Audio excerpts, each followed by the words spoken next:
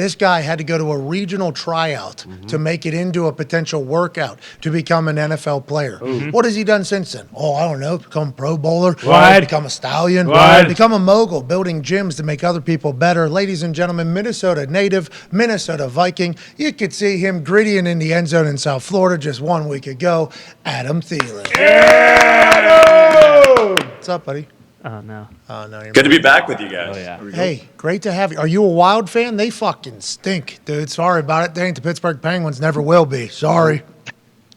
0-3 is not a great start, but Didn't even know that. Flowers the goalie. Long way from Zach. You guys got Marc-Andre Fleury? Trade him. Trade him to Pittsburgh, please. Get him out of that Minnesota. You know, I understand high school hockey's big. Sure. Junior B hockey's big in Minnesota and all that stuff. People move from their families to go live with other families to play hockey in Minnesota where you are.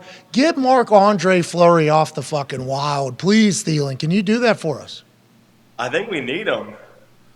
Is he even? I didn't see. I don't even know if he's even played yet this year. Oh, that's so bad. Hey, that's the problem. You guys have Marc-Andre Fleury on the team. You're not even playing him. Good What Lord. are we doing? I think there's a Minnesota high school hockey doc that people are talking about right now. Must watch. I can't wait to watch. Hockey is such an incredible sport. And for those people that don't watch our show on a regular basis, we literally tell anybody who cheers for a team that is different than ours in the NHL that their team fucking stinks. We don't know anything about their team. We just learned that Marc-Andre Fleury doesn't even play. Learned after telling Theilen that Marc-Andre Fleury is on the team after yelling at him. So please don't take any offense to that. We think everybody's team stinks except for the Pittsburgh Penguins, and everybody in here agrees with that. Well, not true, they're no Golden Knights. Well, the Golden Knights fucking stink, actually. Well, Bees are winning the cup either way, so you guys, call your season off.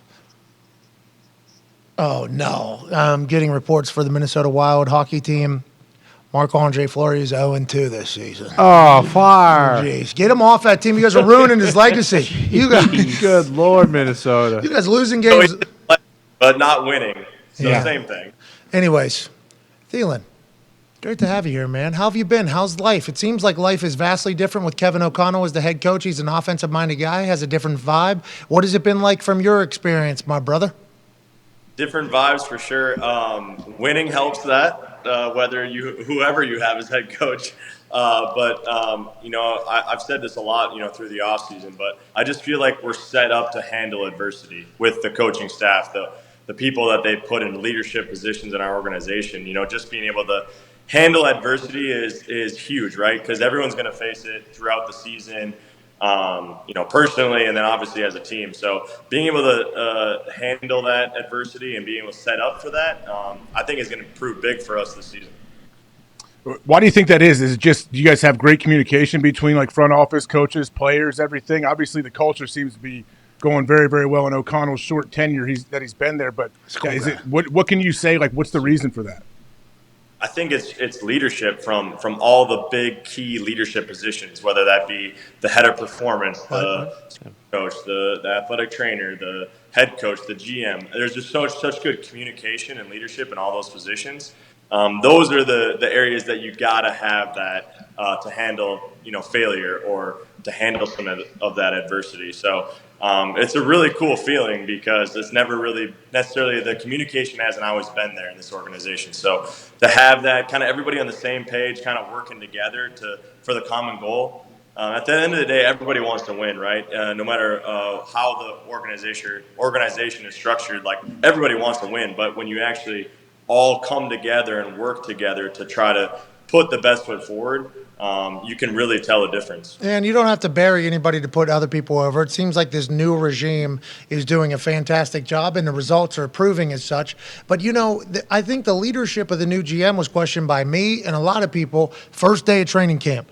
Whenever he's asked about Kirk Cousins, and he says, we don't have, Pat Mahomes or Aaron Rodgers or anything like that. And I don't think he meant any negativity out of that. But a GM, first time doing that, saying something like that about the quarterback that just got another deal on the first day of training camp made us all go, oh, the Vikings fucked it up again. But instead, I think the recovery from that and the bounce back from that, from the GM, from the coach, and from Kirk, has been unified forces and an incredible, effort of a brand new Kirk Cousins almost. I'm happy for everybody over there, but I'm happy for fucking Kirk Cousins. I'm seeing Lil Kirko. I'm seeing Kirky. I'm seeing Burke. Cousins on plane rides home with 4 chains on. What have you noticed that's different about Kirk Cousins this season as opposed to maybe last year or the year before with the Minnesota Vikings? Yeah, I think him just being able to be himself and to be able to just go out there and let it fly and he's always going to be that guy that prepares harder than anybody else. That's going to know the game plan and kind of what the coaches are expecting out of him better than anybody else out there. But I think when he has the ability to just kind of be himself and not worry about, hey, I have to do this or I'm expected to do this to help this team win. And he can just go out there and really just be able to go out there and play free, which I just feel like he hasn't been able to do since he's been here in Minnesota. I think has just been a game changer, and he'll admit it.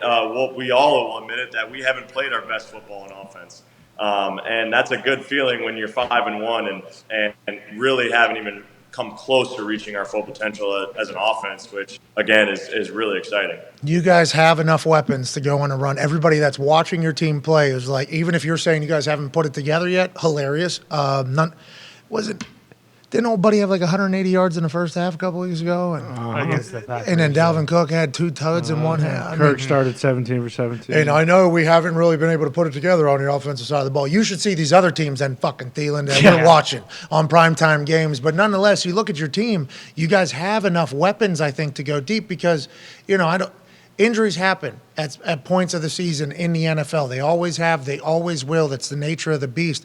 You guys seem to be a very complete roster right now. And Kevin O'Connell sounds like he's the guy for the job. I can't wait to watch you guys continue to grow. Go ahead, Darius. It was a lot of talk. What's up, Theilen? It was a lot of talks. Do you guys know each other? Oh, yeah. You guys know each other? Remember he knocked me out? Oh,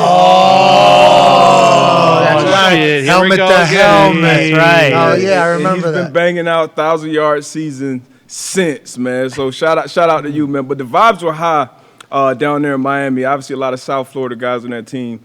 But a lot of talk about the difference in temperatures on the sideline. How much of effect did that have on you guys, if any?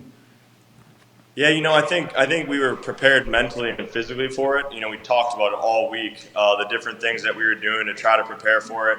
They told us to go in the sauna every day. I'm a big sauna guy myself, so I was already in there, but I feel like that did make a difference. But yeah, there was definitely, I think there was a picture of the temperature on our sideline was like 110 degrees, and it was 80 degrees on their sideline. So obviously a big difference. We had I think we rented maybe benches that had air conditioning in it, so that helped. And then there was I felt bad, but there was guys every time we got on the sideline that were literally holding up shade for us, which I feel bad for those guys. But a few times I was sitting on the bench and the guys were holding the shade. It wasn't hitting me, so I was actually still in the sun. Getting roasted. But then you got to go, excuse me, move the fuck up. You're a terrible guy for doing that because that person's doing a job that they did not sign up for, that is not fun at all. They're sitting in the sun, cooking in the sun, holding up shade for other people. You're not in the shade, though. How do you approach them and tell them, hey, fucking put me in the shade? That's an interesting predicament that you're having. Yeah, I just took the L. Oh, yes. He didn't even want to say it to the guy. Yeah, I understand. That's a hilarious situation. It was 120 degrees on your sideline, I believe. Oh, there we go. 120, and they were at 90. I mean, that 120. That's hot. That is a sauna. That was the right play by everybody. Good architect right there. It is. I know. It was like you said. It was good that I was in the sauna because I was used to that 120, just sitting there baking. Go ahead, AJ. I want to ask you about your route running now. From when you got to the league until now, like how may have that changed, or how much more do you know now and pay attention to it? Because watching you run routes, like it's a thing of beauty. It's like artwork watching great wideouts with their release and how they set DBs up and everything and help out their quarterbacks. Like from when you got in the league until now, I guess how has that changed for you? Yeah, I think it's experience is kind of the biggest thing. There's things that I've tried in the past.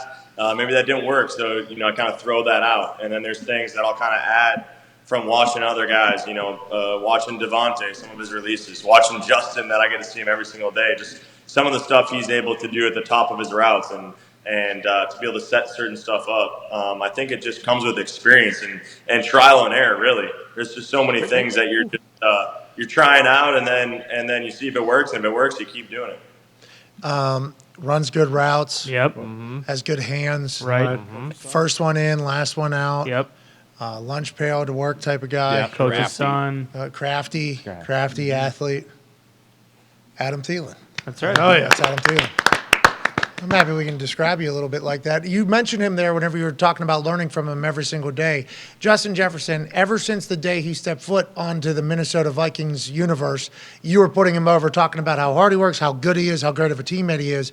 I saw you had 2 chains on the other day. He had sunglasses, a big grill, and a chain on, or a couple chains on. What is your relationship like with him, and what has it been like watching him kind of just not only transcend the ranks in football, but also transcend the entire, pop culture world? That guy is a megastar now, and he still continues to get better on the field. What has it been like to see from behind the scenes as a guy that's always been very supportive? Yeah, it's been cool to see. Like you said, from the minute he was in here in our building, just being able to see the way that he approached the game, the way that he treats people. So he's not only an unbelievable superstar football player, but off the field, he's a great teammate. He's a great leader. He does things the right way, and those are the guys you cheer for, right? When you're in that locker room and you see guys doing things the right way, treating people with respect, whether it be other teammates or staff. Those are the guys you cheer for, and those are the guys you want to have success. And he's one of those guys. And you're thankful when you get to be in a room with a guy like that because you're spending so much time with them. You're in that locker room. You're in every single meeting together. It's tough if you're not with guys that are good people and that want to be great and put in the time. So definitely thankful to be in that room with him. Yeah, he's fun to watch, as are you, and that's what we're talking about with the amount of weapons to go the distance. He seems to be a number changer, and then that, might be a little thing that benefits old Adam Thielen down there in the stretch. We shall see. Can't wait to watch you get back to hopefully some big primetime games in December. Ty Schmidt, your question for Adam Thielen. Yeah, Adam, you mentioned how it feels like you guys are just kind of ready to face adversity this year, and as a Packers fan at least, it seems like a lot of the games that you guys have won this year, like in years past, that might be games where things kind of end up getting away from you and you lose them. Do you think that's more a product of kind of you guys all just maturing and being in the league longer? Is it the coaching staff and everyone kind of getting you ready, and is that why you guys feel like this is a team that can make a Super Bowl run? Yeah, I think it's a mix of everything. I think it also add in there maybe some confidence building, when you do have a game that's not going your way and maybe you have some plays down the stretch, you're like, oh man, here we go again. But when you're able to kind of flip that script and you're able to go, drive the ball down 17-play drive to go down and score and actually win rather than just kick a field goal and give them an opportunity to kick a field goal, those are the situations that give you confidence. And then you kind of go to the next game like, hey, whatever we're facing as far as adversity through this game, we're going to find a way to overcome it. And we're just going to find a way to win. I think in the Miami game, we had 8 straight 3-and-outs, which is not good, right? And is probably a recipe for a loss. But then, we just kept pushing. We kept finding a way, and we go score 24 points. So obviously our defense played super well and was the reason why we won that game, and special teams as well. So thankful for that. But complimentary football is a heck of a thing as well. Let's talk about Ryan Wright, huh? He just fucking demolishes footballs. Has it been like that in practice? Since I know you do a little bit of returning probably at practice. You go out and catch some balls. It's different from him or what? It is. It's funny you say that because I was watching the other day in practice, just the punt period, and we were in the indoor because it's getting a little chilly here in Minnesota. But we were in the indoor, and he was blasting the ball. I mean, I'm telling you, it was literally scraping the ceiling, which I think they built our new indoor facility so no one could hit the top. But it was pretty impressive, and I'm I've never seen anything like that from a punt. He's obviously got a ton of talent. He's a young guy that has a lot of confidence right now, which obviously we're going to need moving forward. And obviously won the NFC Player of the Week, which I was pretty pumped about. And happy for him as a rookie to win that award is pretty special. Hell yeah, Ryan Wright. Keep it going. Keep bombing, pal. Connor, your question for Adam Thielen. Yeah, Adam, you and the Vikings have beaten damn near every team in this office's fanhood basically this season. It's one thing to beat him on the field, but that little fucker Victor the Viking won't shut up on the internet and talk shit. Does he talk as much shit on the sidelines to the other team as well, or is that kind of a strictly internet thing because mascots can't actually speak? Oh, Twitter fingers, you're saying? Mm-hmm. Well, yeah, got some Twitter fingers, I guess, which I like. I like a little dog, But yeah, I think on the field, I'm guessing he'll show up with some chains maybe starting here next week. But and then he'll just kind of be in the face of the opponents, which will be good. I'm a big fan of Victor the Viking. Yeah. Now I don't know about Ragnall. Was that the original? Right. Yeah, on the motorcycle. Yeah. The big hairy. Yeah, sure. The good mascot. What'd you say, Theilen? And I like. Do you know the story of why he's not around anymore? Yeah, he said he wanted more money. Give me more money. And they said, we'll just make a cartoon version of you, pal. Right? Is that what happened? That is, and I think that's awesome. He's like a high school principal, and he's like, "Hey, if you guys want me, like, I got all this leverage, like, you better pay me." And they're like, "Well, see you later." Hey, business is business. Have you heard about what's going on at the NFL? Have you heard about any of these league meetings, conversations that are happening? It's a madhouse right now. I assume you're locked in on Vikings football, but as people that have been around the NFL for a while and players would be interested in this, it seems like there's a little bit of a crack at ownership. Normally it's 31 votes to nothing or whatever. This particular thing, there's a lot of shit coming out right now, Theilen. It's a wild time in the NFL, pal. Yeah, I've seen a few things, but I usually kind of just stay out of that. But it is definitely a wild time in the NFL. But I think business is booming though, so I think they're doing okay. Yeah, I think it's going to continue to do so, especially with guys like you who show up every day ready to work hard. That's right. Who are sneaky athletes out there. Sure. First one in. Aren't scared to grind, nose to the grindstone. That's right. Running great routes every single day. We appreciate the hell out of you, Theilen. Great to see you again, man. I got to tell you one story before I leave. So, Hell yeah. So along those lines, I had a coach come up to me one time, and he was our head coach, and I'm not going to name names, but he came up to me and he just stood by me and he goes, "I just don't get it. I just don't get it." I'm like, "What are you talking about, coach?" He's like, "I don't get how you're good. I just don't get how you're good." And I kind of was like, is that a compliment or what's going on here? But anyways, I thought that was a good story, just kind of following that up. Yes, it is. Yeah. It's awesome. And you are not just good, fucking really fucking good. Ladies and gentlemen, Adam Theilen.